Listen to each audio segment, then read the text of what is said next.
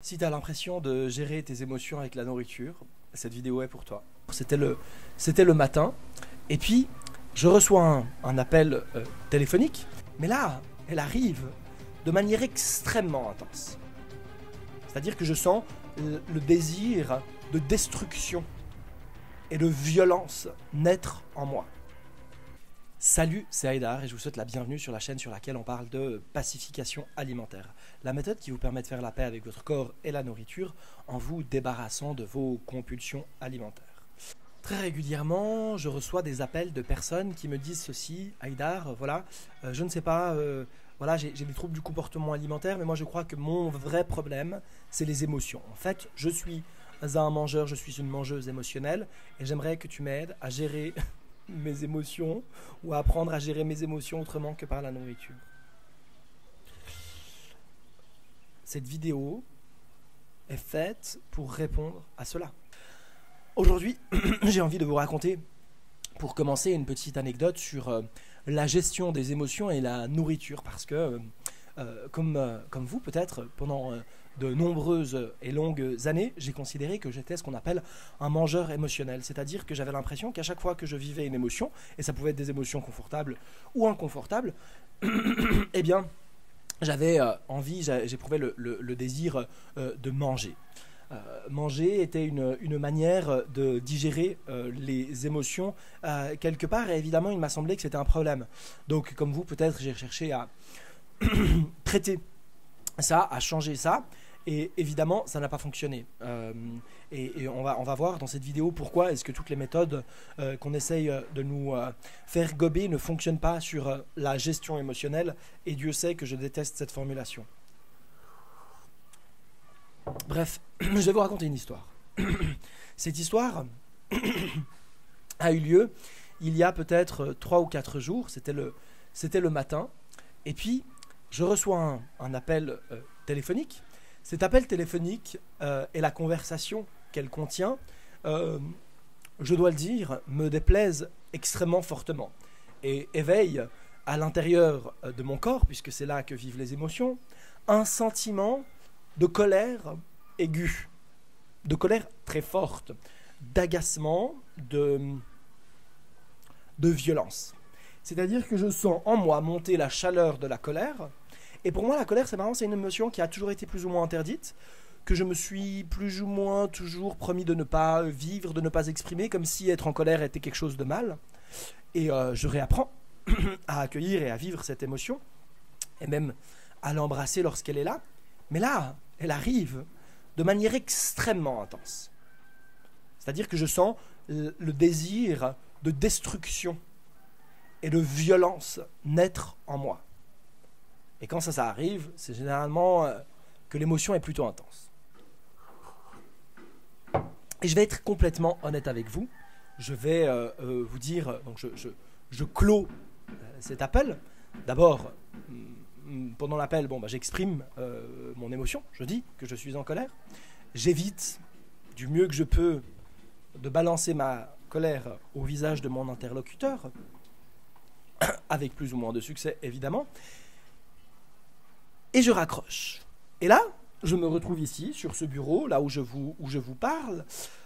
Et puis, je me dis, mais là, c'est trop fort. Cette émotion est trop forte. Là, il va falloir que j'en fasse quelque chose parce que c'est insupportable.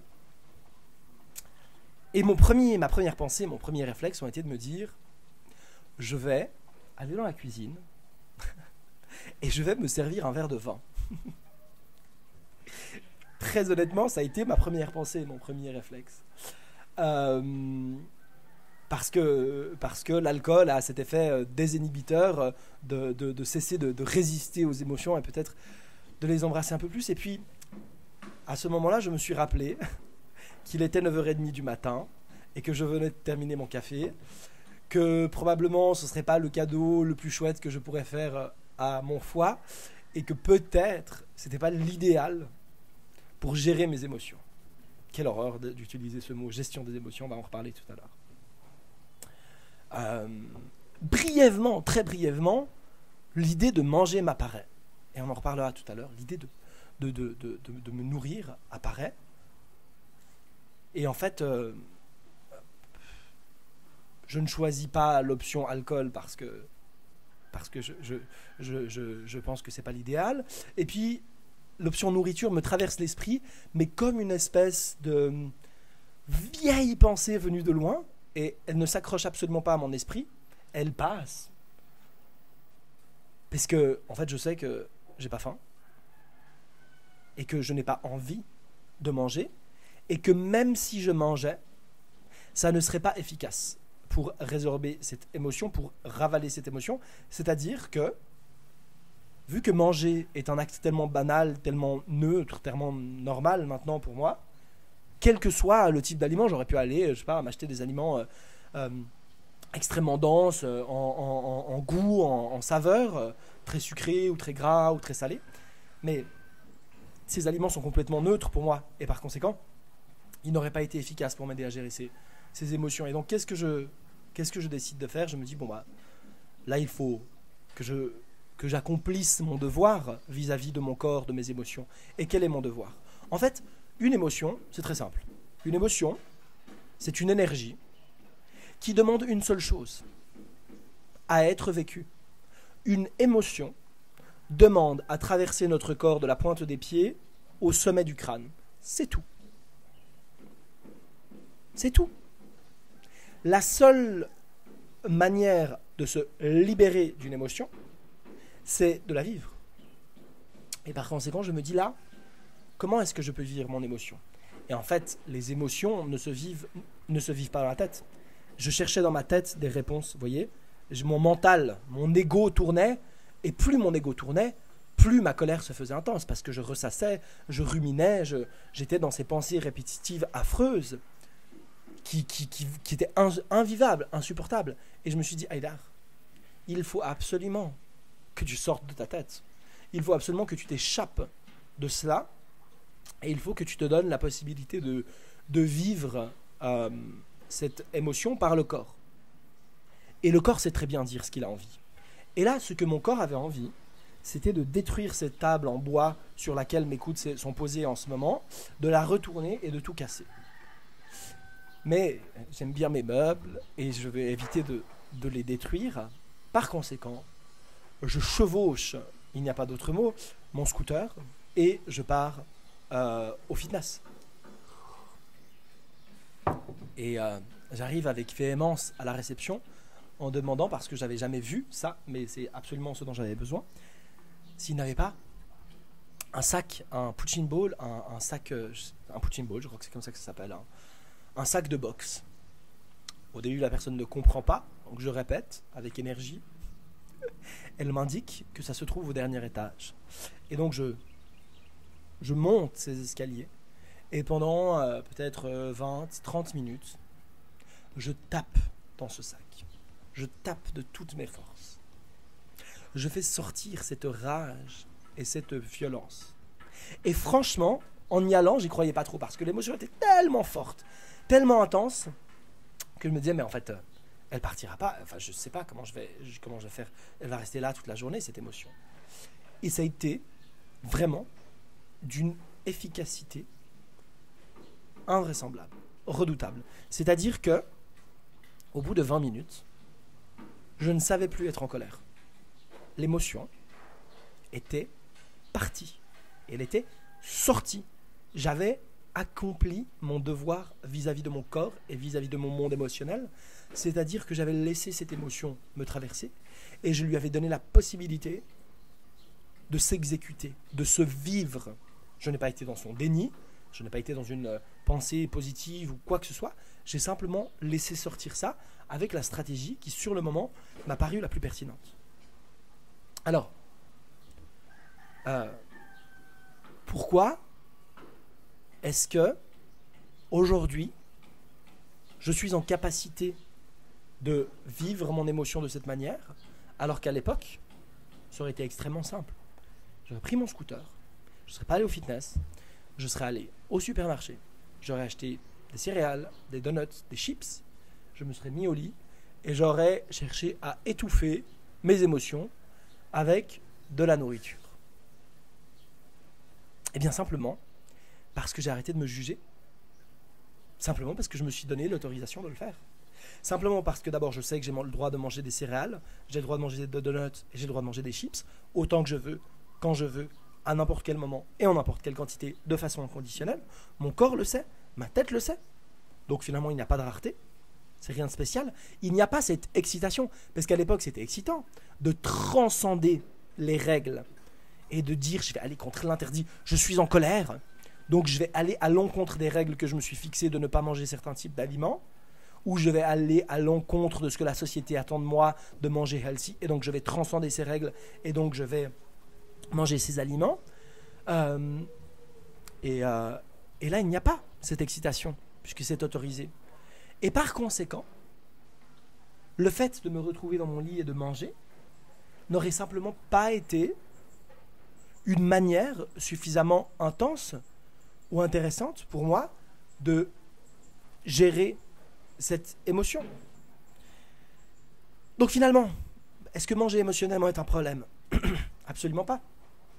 Aujourd'hui, j'ai plutôt mangé émotionnellement quand je suis heureux.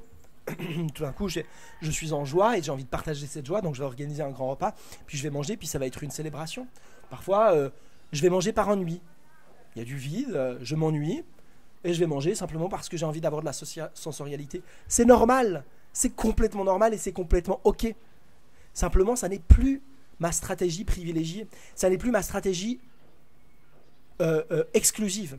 C'est-à-dire que j'ai tout un panel de stratégies, vous l'avez vu dans cette vidéo, je me suis confié à vous en vous disant que il y a le sport, il y a l'alcool, il y a le sexe, il y a la nourriture, il y a la méditation, il y a l'écriture, il y a la danse, il y a l'art, il y a les relations. En fait, il y a tout un tas d'outils, une boîte à outils de qu'est-ce que je fais quand des émotions se présentent. Le mieux, comme je l'ai dit, je pense, c'est d'accueillir l'émotion, de la vivre, mais on ne peut pas toujours le faire. Parfois, c'est trop intense, c'est trop difficile, et c'est ok parfois de ne pas affronter ces émotions. C'est important de les reprendre après pour pouvoir les accueillir. Mais enfin, il y a ce panel. Et avant, mon outil privilégié, l'outil que j'utilisais systématiquement, c'était la nourriture. Aujourd'hui, c'est juste un outil parmi d'autres que je vais pouvoir utiliser au gré et au fil de comment est-ce que je me sens. Mais donc, si aujourd'hui, vous aussi, vous êtes dans cet outil exclusif de l'alimentation, eh bien, posez-vous la question de vous dire, en fait, si aujourd'hui j'utilise la nourriture pour être dans la gestion de mes émotions, c'est parce que quelque part, je me juge à le faire. Je m'interdis de le faire. Je perçois cela comme quelque chose de mal ou de mauvais. Je m'en veux. Je crois que je suis un mangeur émotionnel.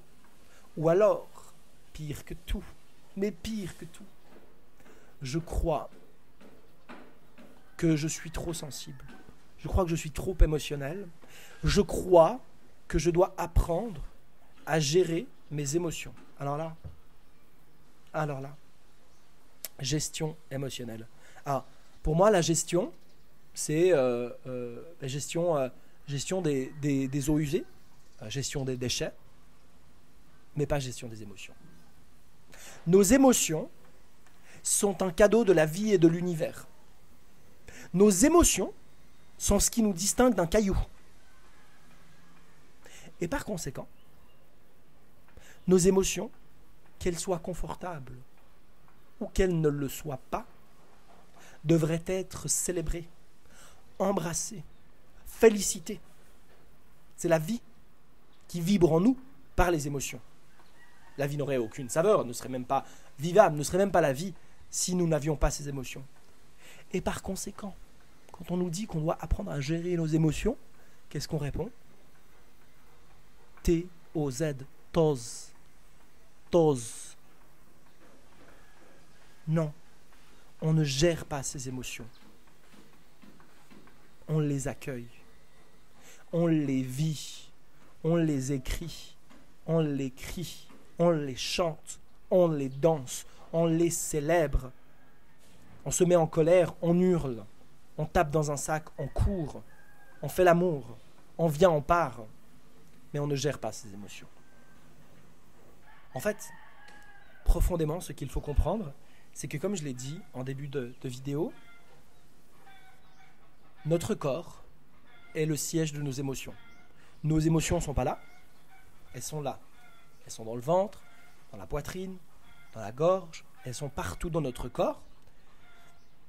Et donc, mon hypothèse, la manière dont je comprends aujourd'hui les troubles du comportement alimentaire, c'est qu'en fait, on est en guerre contre notre corps consciemment parce qu'on se dit « je ne veux pas grossir et je veux être esthétique ». Ça, c'est le conscient qui le dit. Mais je crois qu'inconsciemment, on est en guerre contre notre corps parce qu'on a compris, enfin, notre mental, notre ego, a compris que les émotions passaient par le corps et il a compris que certaines émotions étaient dangereuses. Et notre mental et notre ego veut nous protéger de nos émotions que l'on considère dangereuses ou inconfortables et qu'il considère que nous ne sommes pas prêts à affronter. Et par conséquent, le mental se met en guerre contre le corps, cherche à contrôler le poids, à contrôler les calories sortantes et entrantes, comme symbolique de la volonté de contrôler le siège des émotions. Je sens que mes émotions, j'arrive pas à avoir le dessus sur elles, je sens que mes émotions peuvent m'envahir, mes émotions me font peur, par conséquent je veux les bloquer, je veux les freiner, je veux les étouffer, je veux les mettre au fond du ventre, et par conséquent, comment est-ce qu'on fait pour mettre au fond du ventre? Eh bien, on se prive de nourriture, on cherche à contrôler son poids et son corps, pour prendre l'ascendant sur ses émotions, et puis, on mange, pour chercher à neutraliser ses émotions. C'est cela que l'on cherche à faire. Par conséquent, pacifier son rapport à la nourriture, pacifier son rapport à son corps, c'est pacifier son rapport à ses émotions. C'est la même chose.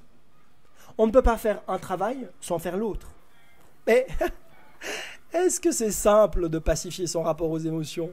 Est-ce que, après avoir passé toute son existence à combattre ses émotions et à chercher à les réprimer, un jour vous allez vous lever en disant « Oh, je suis prêt à embrasser et à accueillir toutes mes émotions lorsqu'elles sont là et lorsqu'elles se présentent ».